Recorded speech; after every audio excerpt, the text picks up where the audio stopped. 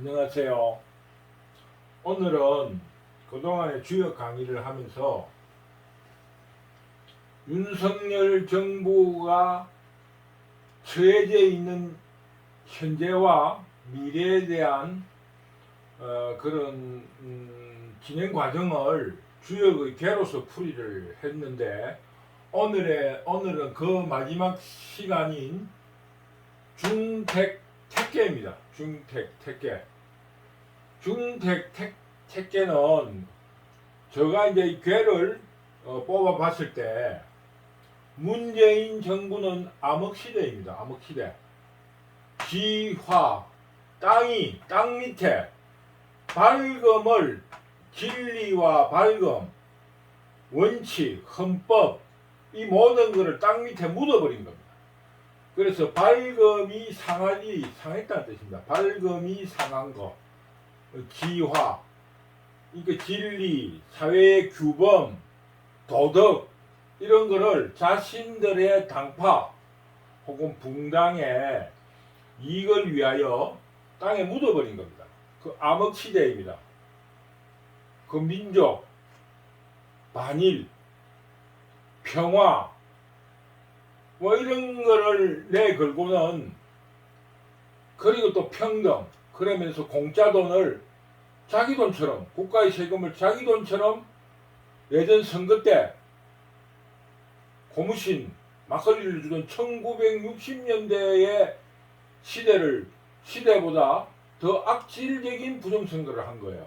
간단하게 말하면은 그 시절의 부정선거라는 것은 자기 돈으로 고무신을 사주고 막걸리를 사줬는데 이 문재인 정부는 국가 세금으로 국민들에게 막걸리를 사주고 고무신을 준 거와 똑같은 거예요. 명목상으로 재난지원금이라면서 돈을 퍼준 겁니다. 여기에 대해서 국민들은 한마디 말이 없습니다. 도리어 거기에 그 맛배기 공짜 돈에 길들여져서 지금도 돈 한 30만 원 주지 않느냐고 기다리고 있어요. 그래서 지방자치단체들이 지금도 30만 원, 50만 원씩 나눠주는 곳이 있습니다. 왜? 그 맛을 본 주민들이 그걸 원하니까. 이게 얼마나 암흑시대인지 지나서야 알게 될 것입니다.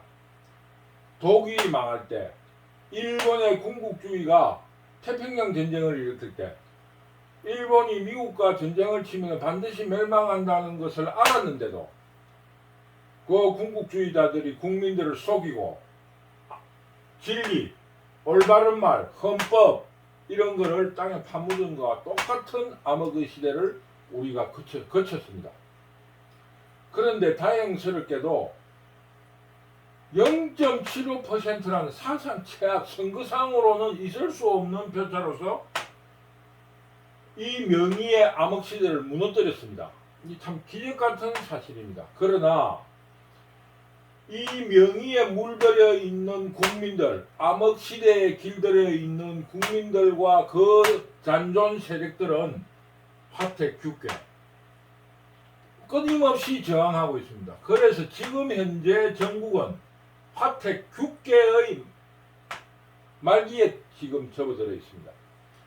이재명이를 구속시키려고 하는데 저항하고 있어요. 국회의원 붕당들이 그 당파들이 저항을 하고 또 그 밑에 하수인들이 저항을 하고 그 지역 토착 세력들이 지금 저항을 하고 있습니다. 화택규계라는 것은 이 불은 위로 올라가고 물은 아래로 내려간다 해가지고 이 규자라는 것은 사팔뜨기라는 어긋나는 모든 게 지금 보는 시각이 서로 달라가지고 이 싸우고 있는 과정을 이야기합니다. 혼돈의 시대입니다. 캄캄한 암흑의 시대에서 밝음의 시대로 나아가기 위한 하나의 과도기로서 이 어긋남의 암흑의 시대에서 지금 혼돈의 시대에 와 있습니다. 왜? 그동안의 암흑 시대에 있던 사람들이 그것이 잘못됐는지 모르니까 지금 이 국민들을 설득하고 이 어긋난 것을 바르게 하려고 지금 윤석열 정부는 지금 몸부림치고 있습니다. 그래서 이거는 당파를 떠나서 일단 이 과정을 슬기롭게 넘어서야 됩니다. 그 간단하잖아요. 왜 하태 규계냐?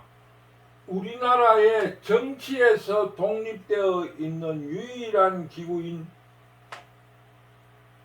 사법기관, 그 중에서도 최고기관인 대법원장이 뇌물을 먹었다는 국민의 의심을 사고 있고, 그 이하 지방법원에서 일어나는 모든 사법적인 행위에 대해서 국민들은 불신하고 있습니다. 헌법재판소, 경제공동체라 하는 말도 안 되는 그걸로 대통령을 탄핵시켰어요. 더구나 구속을 시켰습니다. 재판도 하기 전에.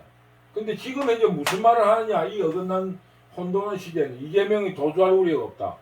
왜? 거주가 분명하다. 대통령은 그럼 거주가 불분명해서 구속을 시켰습니까? 이 지금 혼돈의 시대입니다. 이제 자기들이 저지른 일에 대해서 자기들이 부정하고 있어요. 이거를 저는 그래요. 이 하태 규계만큼은 올바르게 넘어야 된다. 그래서 저는 윤석열 정부를 강력하게 지지해 줘야 된다. 이런 하태 혼돈의 시대를 이용하고 있는 사람들이 누구냐? 바로 내부에 진입한 통일 전략 세력, 혹은 뿌라치, 혹은 내부의 적들, 이준석, 유승민 이런 애들이 이 혼돈의 시대에서 밝음의 시대로 가려고 하니 지금 자기들이 바퀴벌레처럼 지금은 자기들이 기회예요. 왜? 혼돈의 시대니까. 그래서 그 세력들을 철저하게 쳐부숴야 됩니다. 지금 정당 문제에 있어가지고 정당은 다양한 소리가 나야 된다. 여기에 대해서 부정할 사람은 없어요. 그러나 지금은 나라가 망하느냐, 자유우파 세력, 헌법에서 규정한 자유민주주의가 파산하느냐 파산하지 않는 혼돈의 시대에 있습니다. 이런 위기의 시대에는 이런 조금은 일치된 의견으로 국민들이 지지를 해줘야 된다. 저는 그렇게 생각을 합니다. 왜? 헌법이 그렇게 돼 있으니까요. 헌법을 지켜야 되지 않겠습니까?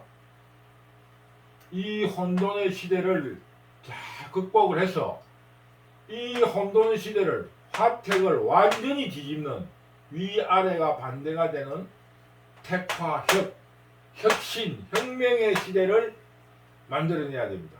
이거는 지금 화택 규계에서는 이재명을 구속함으로써 정리가 됩니다. 그러면은 모든 게 그렇습니다. 암도 마찬가지고 모든 질병도 마찬가지고 범죄도 마찬가지인 것처럼 그 네트워크, 장기처럼 그 대가리를 그 두목을 제거를 하면 자연히 밑에 그 잔존 세력들은 죽게 되어 있습니다.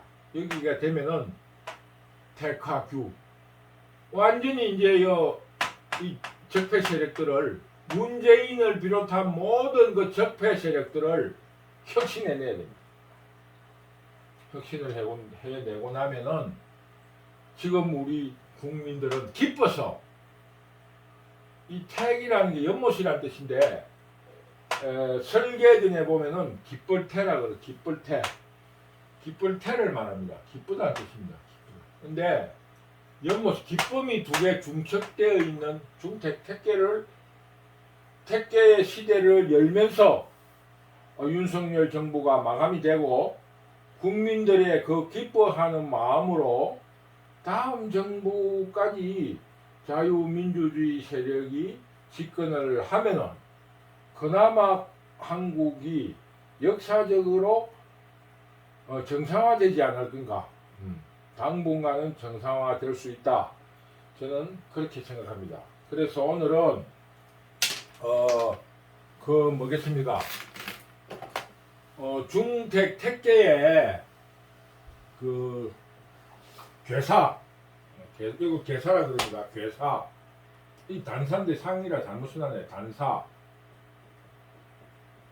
괴사에 대해서 공자가 푸른 거를 단사라 그럽니다. 이 괴사를 푸른 거를, 이 괴사는 잘 아시다시피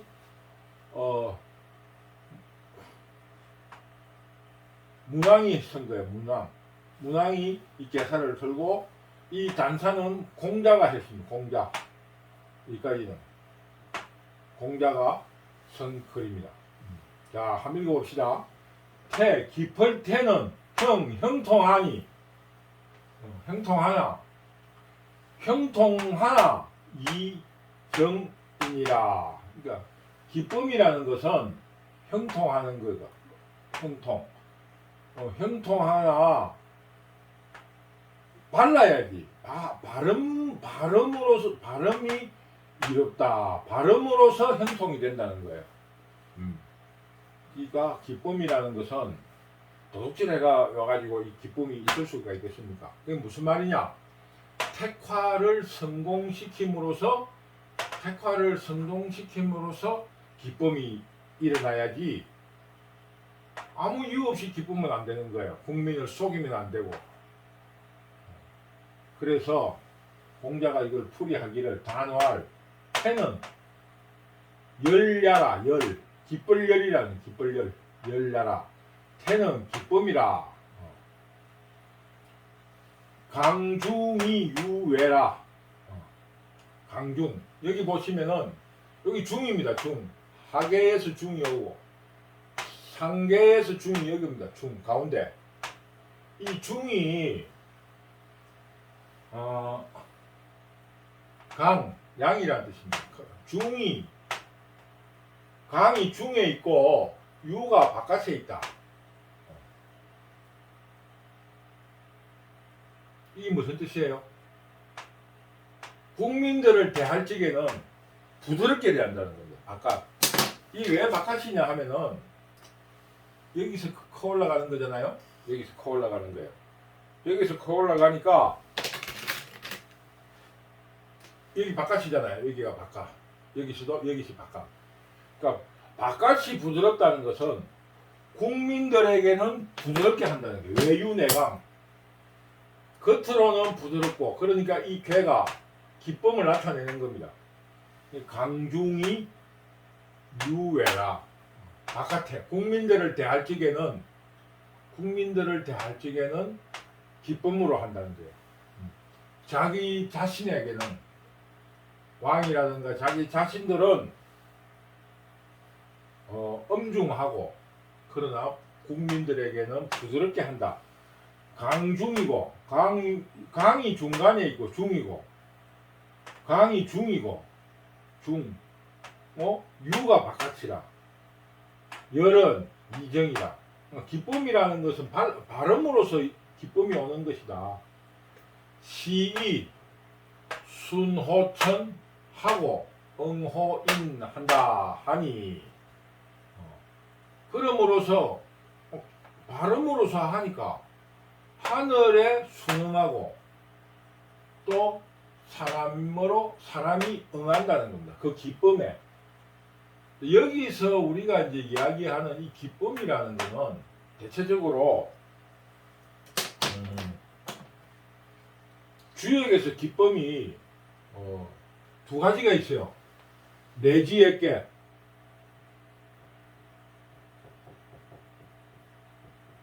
내지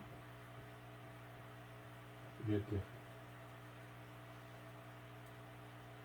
예지에게 내지에게가 있는데 내지에게는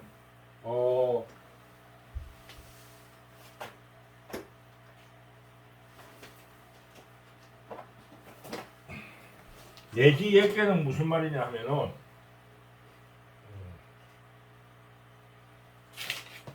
내지에게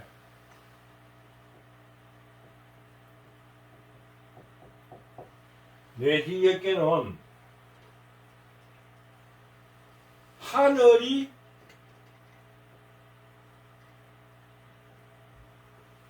아래로 기쁨을 주는 겁니다. 이게 아니고 내지에게는 아래에서 하늘을 믿고 하늘을 믿고 임금을 믿고 따르는 것입니다. 백성들이 하늘을 믿고 따르는 것입니다. 그런데 중책 때께는 임금이 아래로 기쁨을 주는 것입니다. 이건 뭐냐? 중택택계는 정치를 바로 하라는 겁니다. 정치. 그 왕권 시대는 왕도 정치, 왕도 정치겠죠. 왕도. 왕이 백성들을 사랑할 때, 왕이 백성들을 사랑할 때, 백성들은 그 올바른 정치에 감동해서 백성들이 왕을 숭상하는 거. 그럼으로써 태평성대가 되는 겁니다. 서로가 순환적으로, 선순환적으로 기쁨을 주는 그런 상태를 중택택계라 할 수 있습니다. 그럼으로써 여기에 태에도 나와 있다시피, 이 괴에도 나와 있다시피, 강은 중이고 바깥은 부드럽다. 그 왕이 엄정하게 다스리는 것이 아니라 국민들을 부드럽게 다스리고 나가는 그런 왕도 정치를 표방하고 있습니다. 그래서 열을 선민 백성들에게 먼저 기쁨을 주는 거야. 왕이 백성들에게 먼저 기쁨을 주면 민망기노 백성들은 그 수고로 그동안 그 국가 살림에 세금을 내고 부역을 하고 노동용 그 국가의 그 노역을 하고 이런 수고로움을 잊는다는 거예요. 잊고 기뻐한다는 거예요. 그리고 열이 범난이라 난 어려움을 넘어선다. 범죄할 때 죄를 넘어서려고 하는 거고 범이고 이건 어려움을 극복한다. 극복할 범자로 해석을 할 수 있습니다. 기쁨으로서 극복할 범자.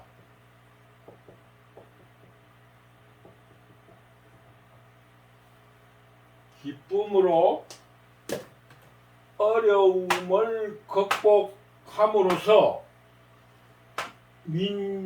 민망기사라. 백성들은 죽음도 잊어버린다는 거예요.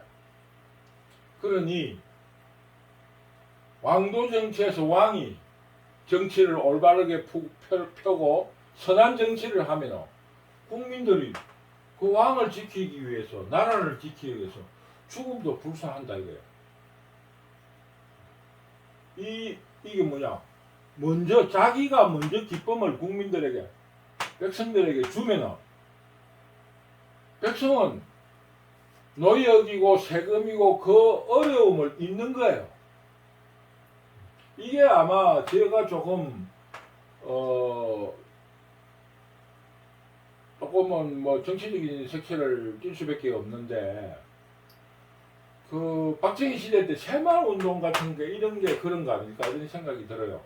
그때 그 시절에 그 새마을 운동을 할 때 그 마을 사람들이 그 수고로움을 잊고 서로 협력하고 또 죽음을 불사해서 그 새마을 운동하다가 죽은 사람도 많이 있어요. 그 마을을 위해서 대통령이 이렇게 잘 살아보자 하는데 이런 일을 윤석열 정부가 현신을 한 이후에 이런 기쁨을 내놔야 된다 이겁니다. 그래야만이 국민들이 그동안이 암흑시대가 얼마나 암흑시대였고 그리고 또 자유민주주의가 얼마나 훌륭한가를 알고 기뻐하고 이 자유민주주의를 지키기 위한 수고로움 혹은 죽음도 잊어버릴 거다. 저는 이런 생각을 합니다. 그러므로 열은 그 기쁨의 큰 위대함이요.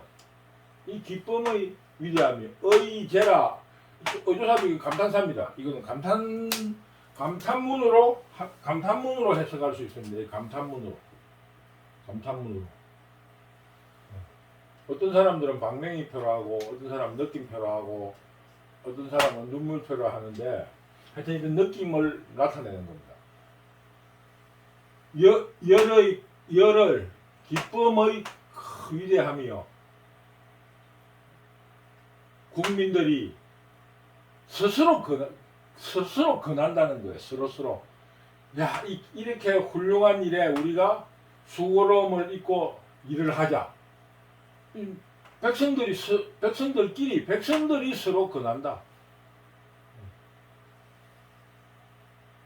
기쁨의 위대함이요 백성들이 서로 권하는구나. 이런 뜻으로 해석을 할 수 있습니다. 이 백성들 안에는 여기서 말하는 왕권시대 왕, 여기서 말할 때는 우리나라 정치 지도자들까지도 이 민 안에 포함시켜도 괜찮습니다. 백성들이 서로 권한다. 이 백성 안에 왕과 그 참모, 보아들, 국무총리, 국회의원들끼리도 이렇게 백성들이 말이야 그 수고로움을 잊고 또 그 죽음을 불사하여서 기뻐하면서 이 일을 해나가는데 어떻게 거기에 구별이 있겠습니까? 그러니까 이 해석은 기쁨의 위대함이요 백성들이 서로 권하는구나 이렇게 해석할 수 있습니다. 그래서 이제 실천 덕목으로 상활 아름다울려라 할 수도 있고 고리 걸려있다는 뜻으로 걸려있는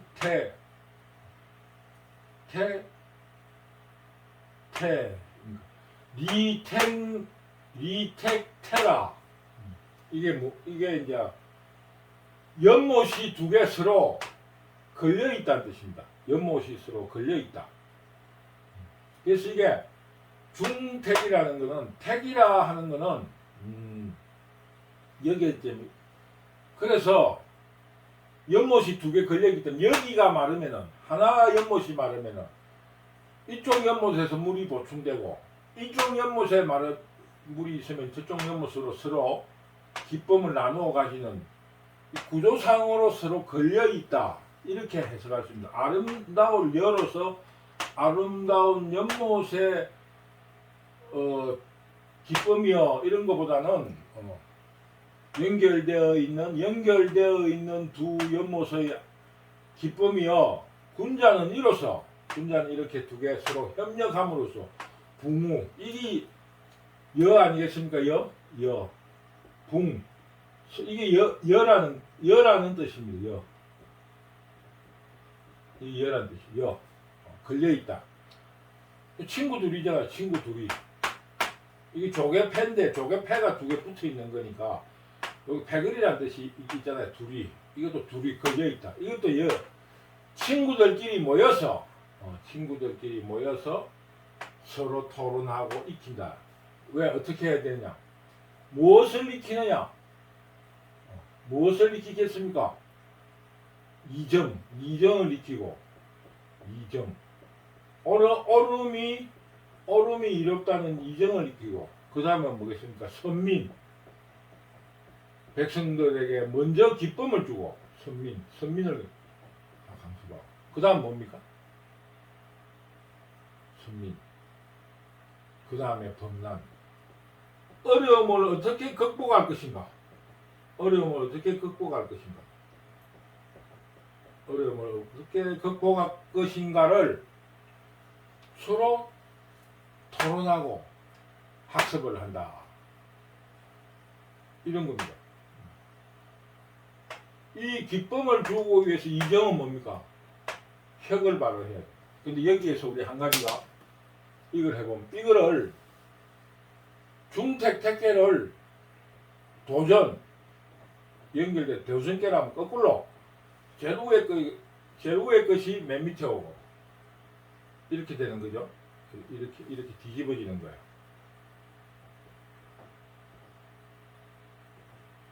이게 뭡니까? 중풍 손괴잖아. 중풍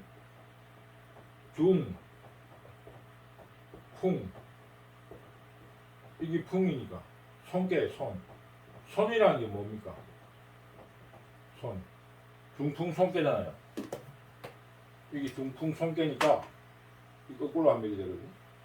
중풍 손괴 겸손 이 겸손입니다. 겸손 하늘의 겸손 그게 뭐냐? 붕우 공부하는 사람들이 참모들이 모여서 서로 무엇이 옳은가? 국민들에 앞서서 우리가 기쁨을 주고 국민들에게 나를 따라라가 아니라 내가 먼저 국민들이 따르게끔 베풀고 또 국민들의 어려움을 극복시켜 주면 무엇으로 해야 되냐?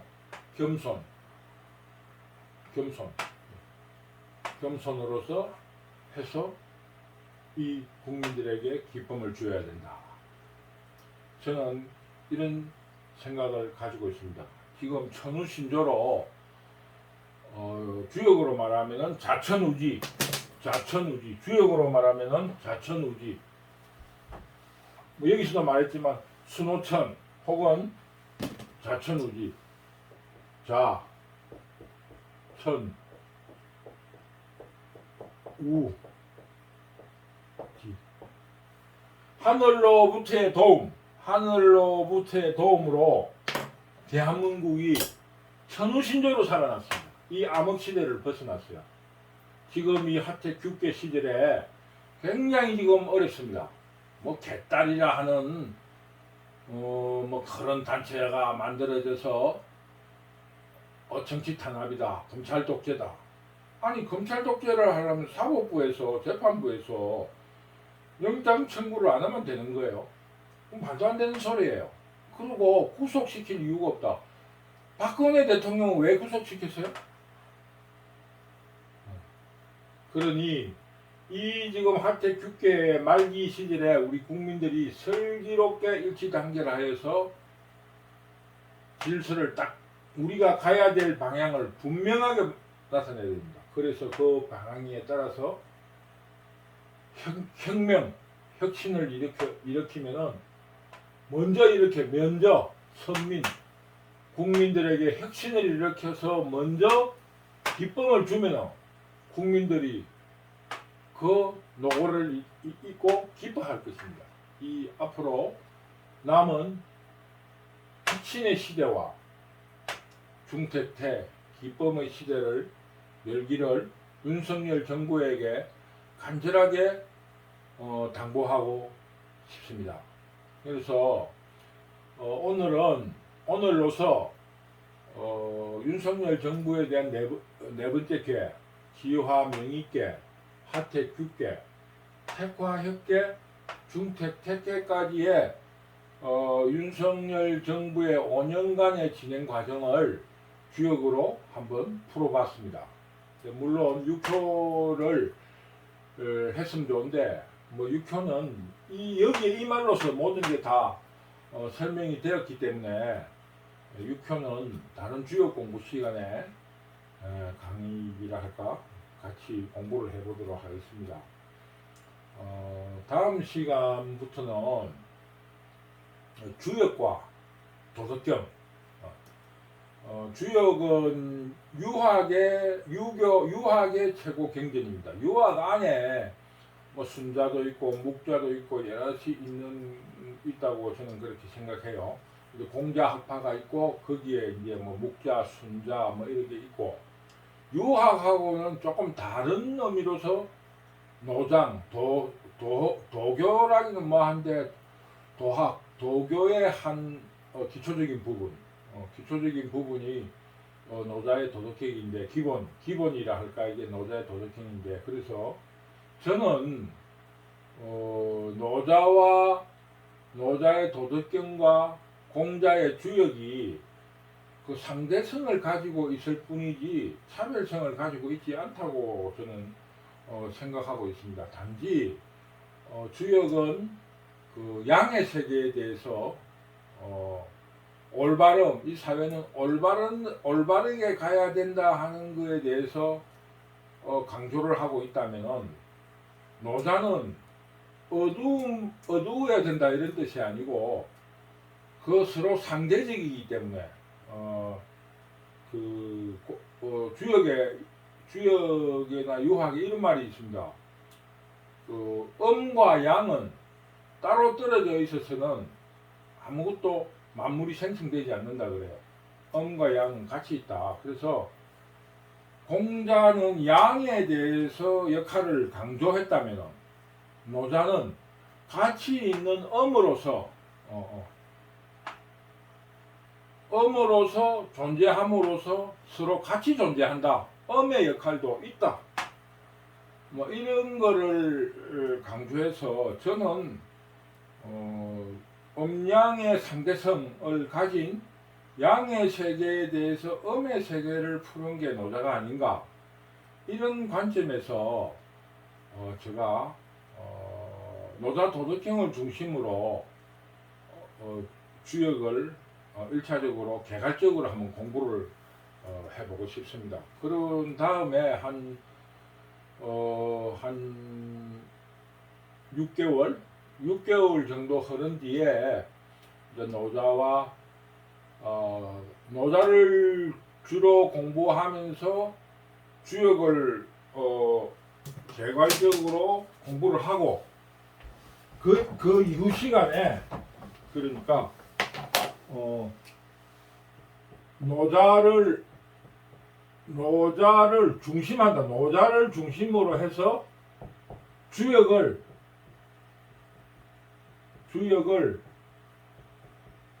주변부로 공부를 하겠다 이거예요. 주변부로 공부를 하겠다. 두 번째로 6개월 후인 뒤에 주역을 본격적으로 한번 공부해보자. 본격적으로 공부한다. 이런 전략으로 한 6개월 정도 시간을 가지고 그 6개월의 시간을 가지고 주역 공부를, 참 노자 공부를 주역과 더불어 해보도록 하겠습니다. 여러 가지로 미흡한 점이 있지만은 초보자로서 같이 동양의 고전을 프로들이 하면은 왜 그 바둑이나 이런 것도 마찬가지지만은 초보자들이 이해하지 못하는 부분이 있는 것 같아요. 그래서 저는 초보자답게 조금은 그 기존 해석에 대해서 조금은 새롭게